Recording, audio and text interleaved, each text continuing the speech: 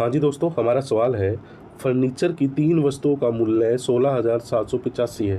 Furniture की 3 वस्तुओं का औसत मूल्य यानी एवरेज प्राइस। अब पहले इस बात को यहाँ तक समझें, एवरेज प्राइस दे रखा है और टोटल वस्तुएं कितनी है? 3 है। टोटल वस्तुएं कितनी है? 3 है।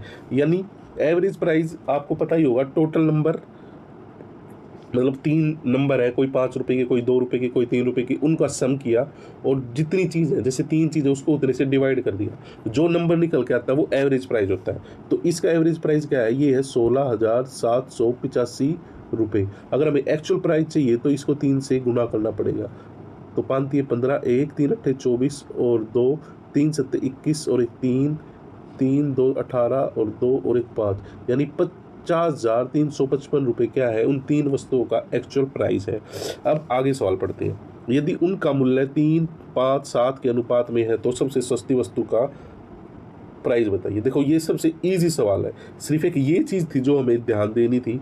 अब इसके बाद कुछ नहीं है, मैंने आपको बता ही रखा है। जो भी रेशो होती है, जैसे 3 चीज़ों की रेशो दी हुई है 3, 5, 7, अगर हम इसका सम करेंगे तो ये इस सम के बराबर आ जाएगा, यानी 3, 5, 7 का सम हो गया 15। ये 15 इक्वल है किसके? ये 15 इक्वल है 50,355 के।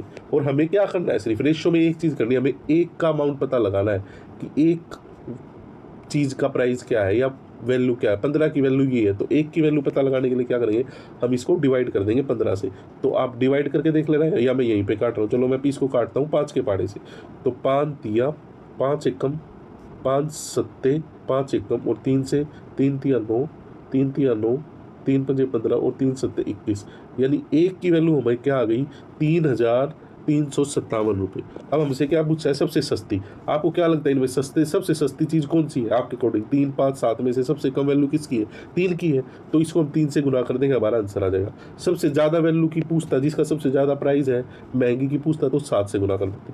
अब इसको 3 से गुना करते, 3 सत्ते 21 और 2, 3 पंजे 15, 17, 1 3 तिया 9, 10 की 0, 1 3 तिया 9 और 1 10, 10,071 रुपये सबसे सस्ती चीज़ की वैल्यू है। तो ये था हमारा इजी सा सवाल। उम्मीद करता हूँ आपको समझ आया होगा। कोई डाउट हो कमेंट बॉक्स में ज़रूर पूछें, शेयर करें।